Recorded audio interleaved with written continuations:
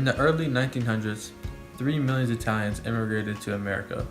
This was the largest national group of new immigrants to come to America. There are many different reasons Italians were pushed to this immigration. One of the reasons was poverty, poor working conditions, and poor wages. When Italians turned 16 years old, they could make 30 cents a day in Italy. But when they moved to the United States, they could make $18 a day. The heart of Little Italy was Mulberry Street in New York City.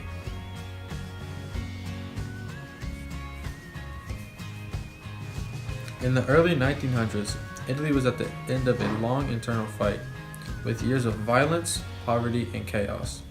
In that country, these problems helped make the decision to migrate to the US a much easier choice.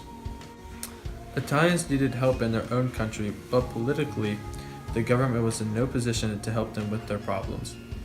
In addition to the many reasons they were pushed out of Italy, they also realized transportation to the US was now an affordable option to them by boat.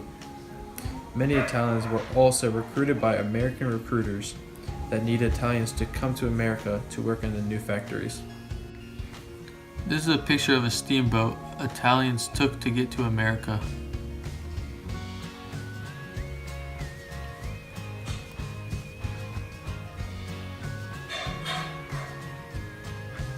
Friends and family who visited the United States and returned back to Italy came back with great stories of how wonderful the new country was and how many great opportunities there were. This also was an important pull factor for all the Italians.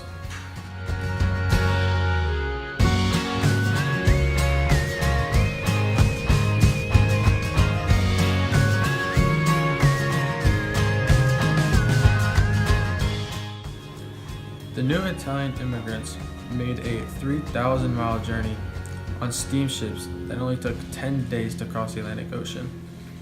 The conditions on the ship were very unsanitary, but it was a cheap way in third class to cross the Atlantic. Italians coming to the United States landed in Ellis Island in New York City.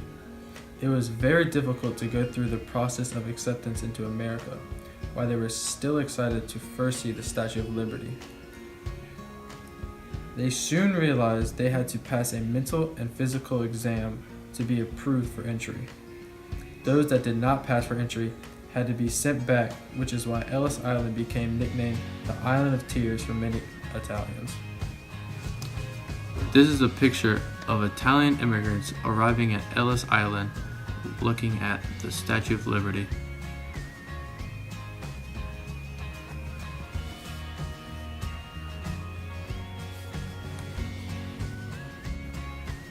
Once the Italian immigrants got past Ellis Island's approval, they spread out all over New York City in areas like Brooklyn, the Bronx, and even New Jersey, but mostly settled in Manhattan.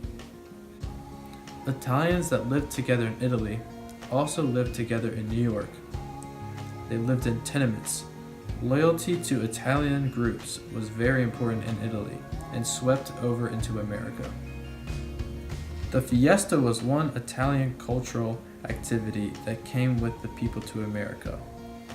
It was a parade celebrating feast day of a particular village in Italy.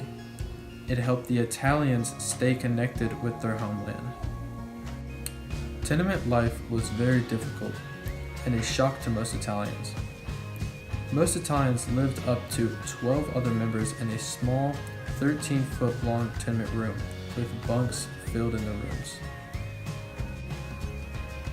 This is a picture of Italians hanging out on their balcony outside their tenements.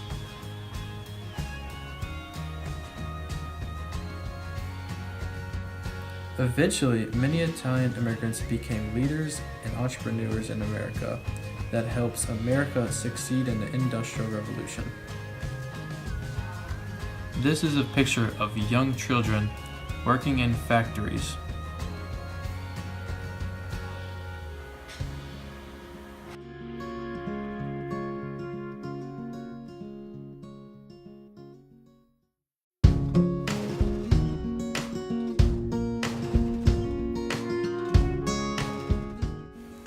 Half of the Italian immigrants who came to America eventually went back to Italy. The other half remained in the new country and settled there for the remainder of their lives.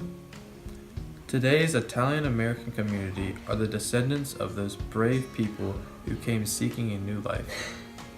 Many of these Italians waited to become citizens until the mid-1900s, which proved to become a problem for them during the Second World War, as they were considered enemy aliens in America. Yet after the war, Italians finally found their place in America and have gone on to become leaders in society. Italian Americans today have great pride in their history and past in the old country of Italy, as well as their recent past in America.